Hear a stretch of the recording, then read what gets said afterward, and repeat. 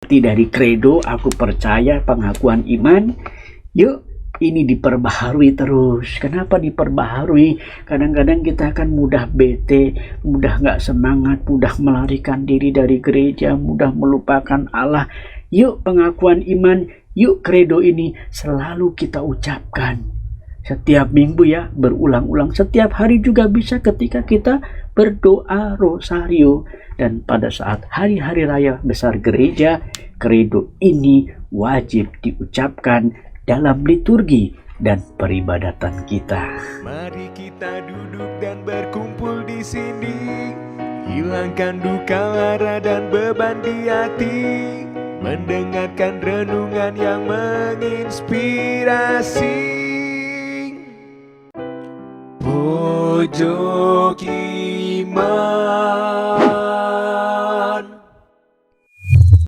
Halo Bapak Ibu dan Saudara yang terkasih, salam sehat penuh kerahiman Tuhan, salam katekese.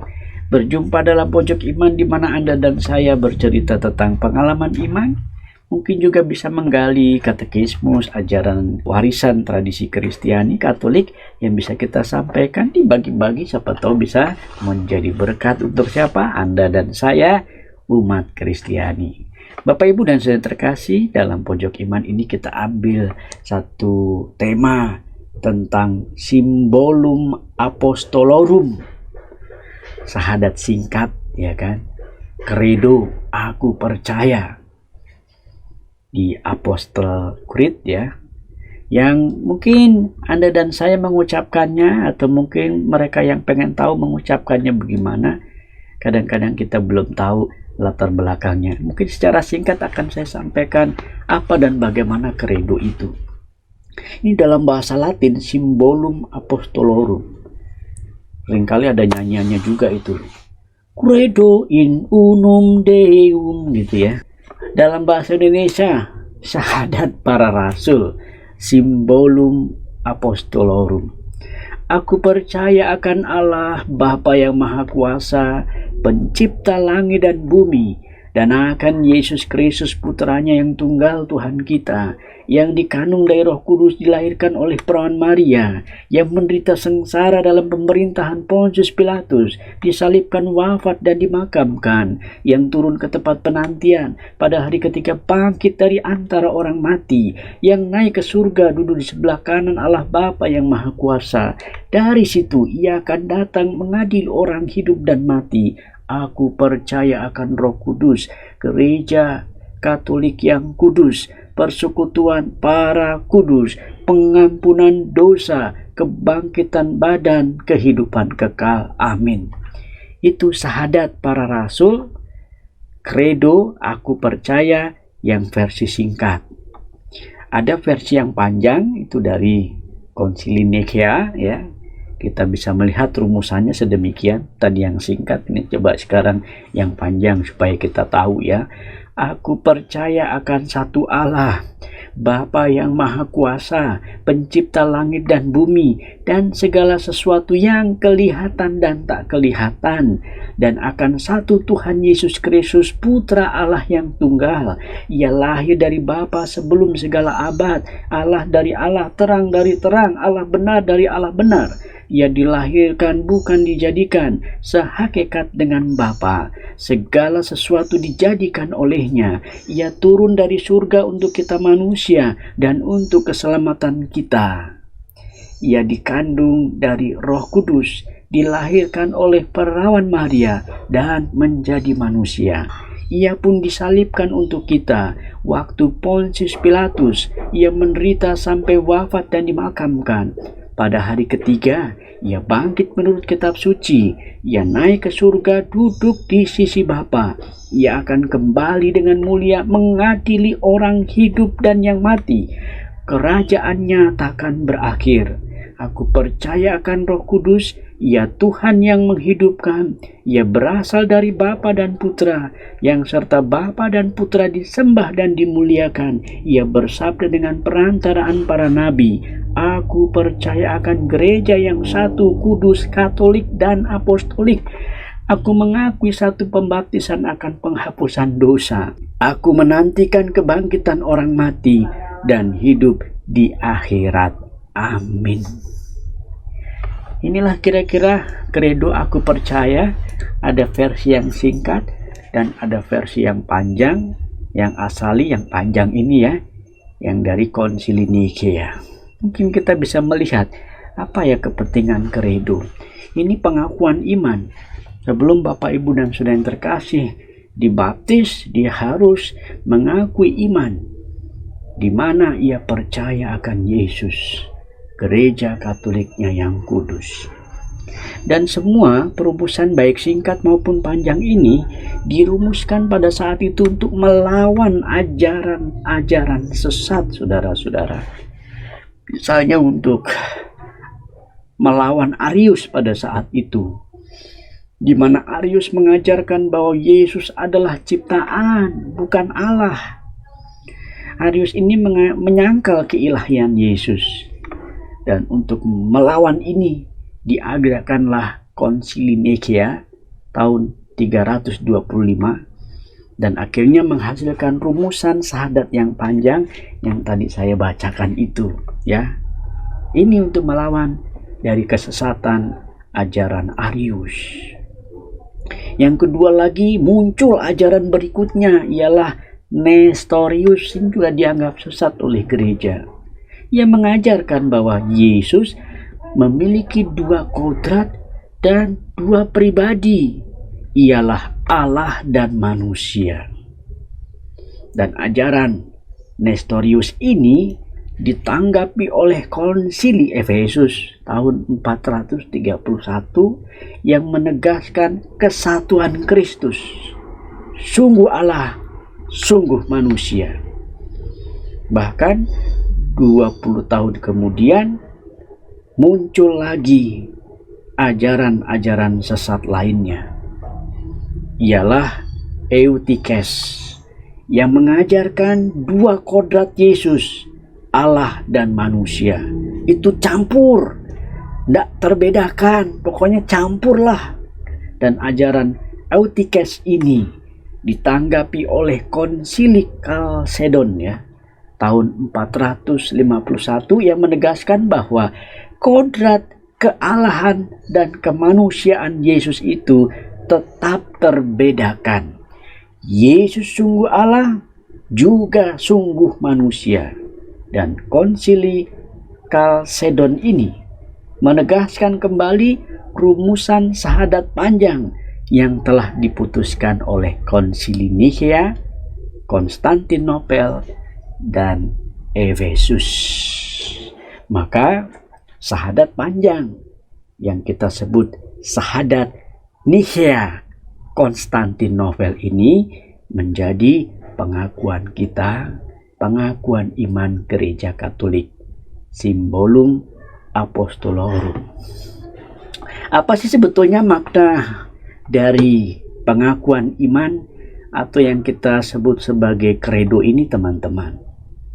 Kredo ini merupakan warisan para rasul, harus dipelihara, dirawat oleh kita. Bahkan diyakini oleh Anda dan saya sebagai umat Allah gereja Katolik.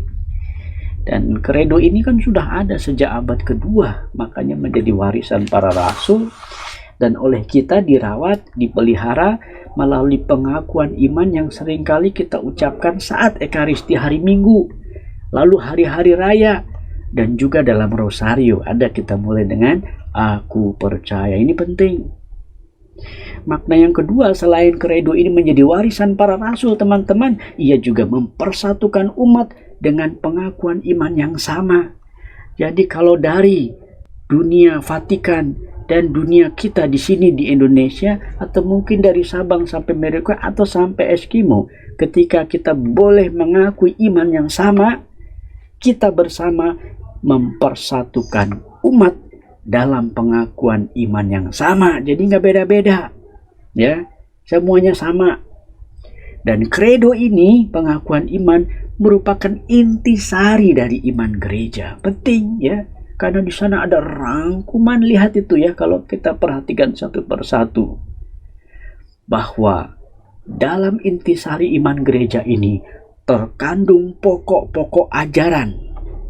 Dan untuk mereka calon-calon baptis, calon-calon yang mau percaya akan Yesus Kristus dalam gereja Katolik, pengakuan iman ini harus dihayati, dipahami, dan dimaknai dengan betul. Mengapa? Karena kredo ini merupakan simbol iman. Simbol iman menjadi tanda pengenal, tanda persekutuan orang-orang beriman Katolik. Maka kredo menjadi bagi kita bagian yang tak terpisahkan dari iman kita. Dalam kredo itu, saudara-saudari terkasih, Bapak Ibu, terdapat juga akan pemahaman siapakah Allah kita yang Tritunggal itu. Allah Bapa yang menciptakan alam semesta dan isinya secara mengagumkan. Allah Putra yang menebus manusia. Allah Roh Kudus sebagai pangkal dan sumber pengudusan kita. Inilah pemahaman komunitas Allah Tritunggal dalam keesaan itu. Allah kita esa dengan 3 pribadi. Dan dalam pengalaman ini, menghayati Allah Tritunggal adalah menghayati karya keselamatan Allah dalam sejarah manusia, khususnya kita yang percaya. Dan kalau kita lihat strukturnya, teman-teman, wih, indah sekali ya. Ada 3 bagian pokok di sana, di mana kita percaya akan Allah Tritunggal. Dan di sana dijabarkan menjadi 12 artikel, teman-teman, yang melambangkan 12 rasul sebagai simbol seluruh iman Katolik. Keren banget. Boleh kita lihat ya, misalnya pribadi yang pertama, Allah dan karya penciptaan. Di sana kita merumuskan, aku percaya akan Allah, Bapa yang Maha Kuasa, pencipta langit dan bumi. Pribadi yang kedua, Yesus Kristus dan karya penciptaan. Di sana dilukiskan, dan akan Yesus Kristus putranya yang tunggal Tuhan kita, yang dikandung dari Roh Kudus, dilahirkan oleh perawan Maria, yang menderita sengsara dalam pemerintahan Pontius Pilatus, disalibkan, wafat, dan dimakamkan, yang turun ke tempat penantian, pada hari ketiga bangkit dari antara orang mati, yang naik ke surga, duduk sebelah kanan Allah Bapa yang Maha Kuasa. Dari situ dia akan datang mengadili orang hidup dan mati. Ada 5 poin di sana. Lalu pribadi yang ketiga, Roh Kudus, pangkal pengudusan. Di situ kita merumuskan, aku percaya akan Roh Kudus, Gereja Katolik yang kudus, persekutuan para kudus, pengampunan dosa, kebangkitan badan, kehidupan kekal. Inilah 9 artikel dari pokok ajaran iman mengenai aku percaya. Dan ini merupakan refleksi gereja yang tak berkesudahan. Waduh, setelah kita tahu arti dari kredo, aku percaya, pengakuan iman, yuk ini diperbaharui terus. Kenapa diperbaharui? Kadang-kadang kita akan mudah bete, mudah gak semangat, mudah melarikan diri dari gereja, mudah melupakan Allah. Yuk pengakuan iman, yuk kredo ini selalu kita ucapkan. Setiap minggu ya, berulang-ulang. Setiap hari juga bisa ketika kita berdoa rosario. Dan pada saat hari-hari raya besar gereja, kredo ini wajib diucapkan dalam liturgi dan peribadatan kita. Dan bagi Anda saya yang mungkin kadang ragu-ragu, ucapkan kredo pelan-pelan deh.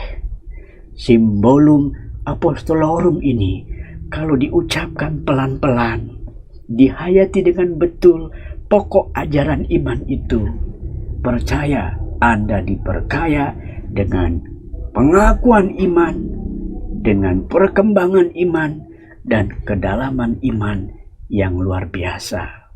Karena kita percaya akan Allah yang satu dan esa itu, Allah Bapa dan Putra dan Roh Kudus. Semoga Anda dan saya memperoleh maknanya.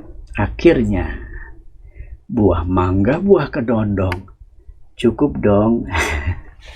Burung cendrawasih terbang ke irian.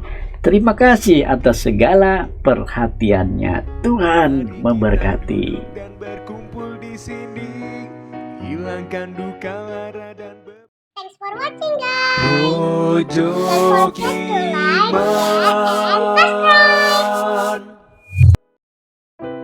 Pojok Iman.